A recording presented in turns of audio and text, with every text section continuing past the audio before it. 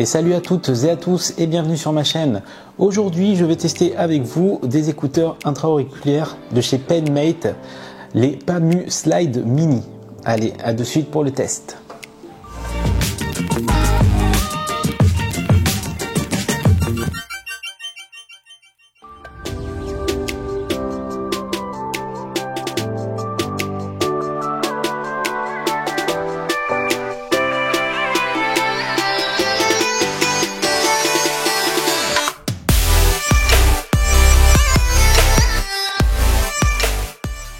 Alors déjà, lorsqu'on commence à ouvrir la boîte des Pamu Slide Mini, c'est une boîte vraiment sobre et épurée, avec des liserés en argent pour les écritures. À l'intérieur, on a le dessin toujours brillant des écouteurs. On a une petite protection en plastique. On a forcément les écouteurs au-dessus et la boîte de rechargement, donc le socle de rechargement en dessous.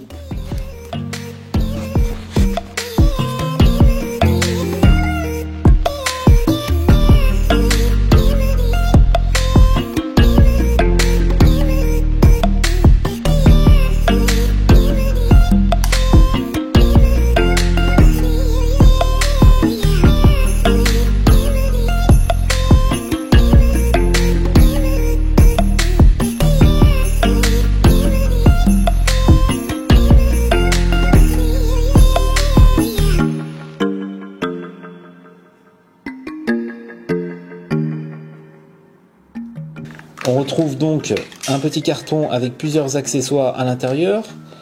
On a un câble USB type C pour recharger le dock et les écouteurs.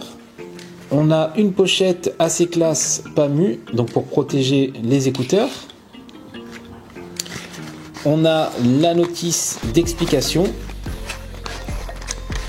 On a une petite carte qui nous explique ce que l'on a dans le carton, donc qui nous dit qu'on a plusieurs tailles, plusieurs embouts en silicone, donc les tailles S+, M+, L+, et c'est tout ce que l'on a, et c'est déjà pas mal suffisant pour des écouteurs sans fil.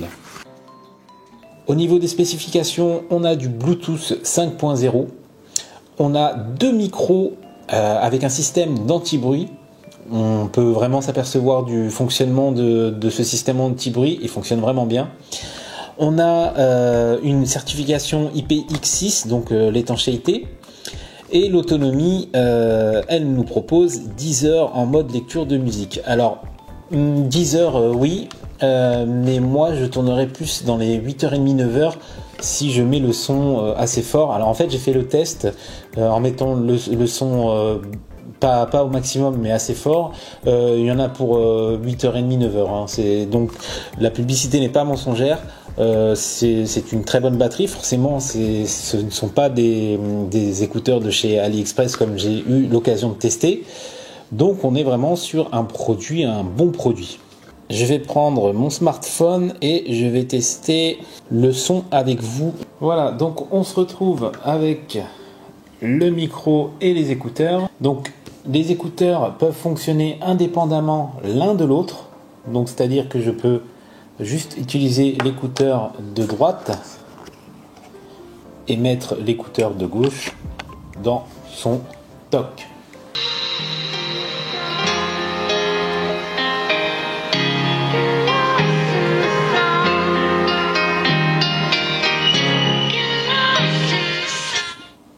Là, je vais monter le son au maximum.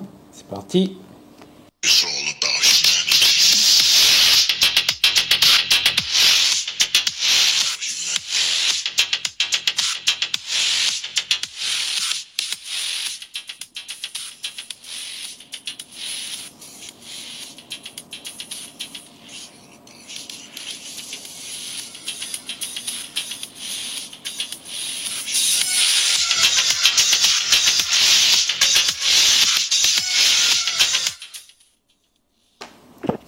Alors voilà pour le son.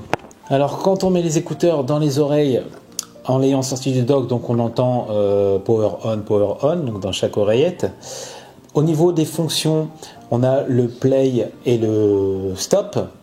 On a, quand on est en mode lecture, en double tapotant, on passe à la piste suivante. Pareil de l'autre côté.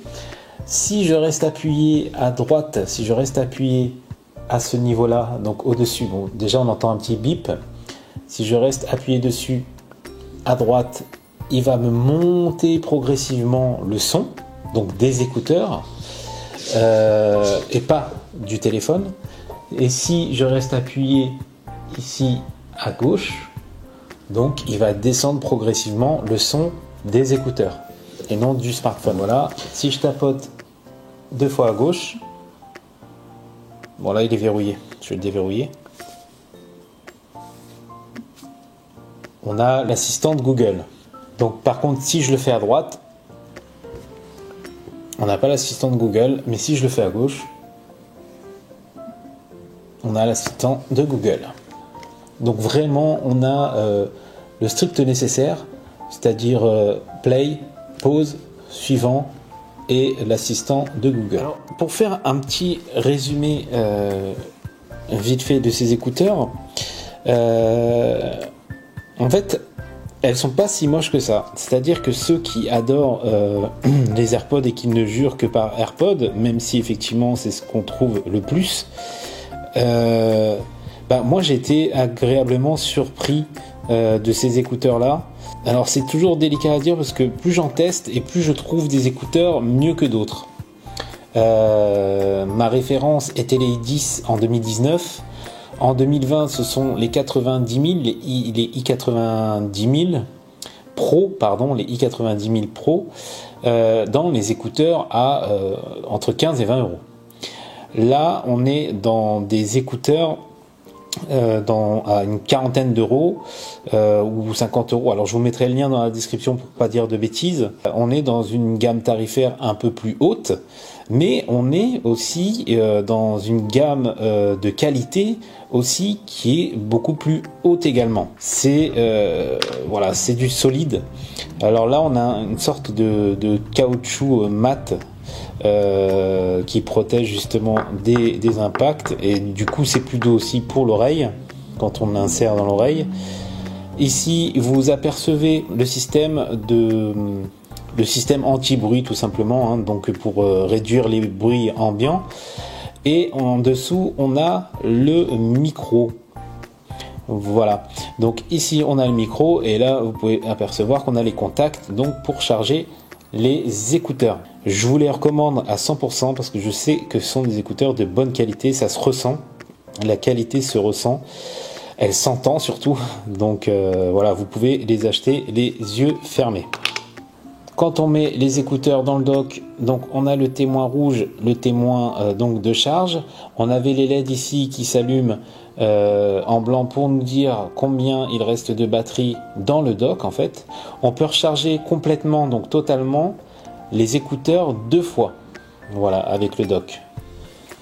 Donc celui-là a terminé de charger et celui-là est en cours de chargement. Voilà, donc là la batterie ici est chargée. Donc pour la charger, comme je vous l'avais dit, à l'arrière on a un port USB type C pour le charger. J'espère que ce test vous aura plu. Je vous recommande fortement ces écouteurs les yeux fermés. Je vous dis à bientôt pour une prochaine vidéo.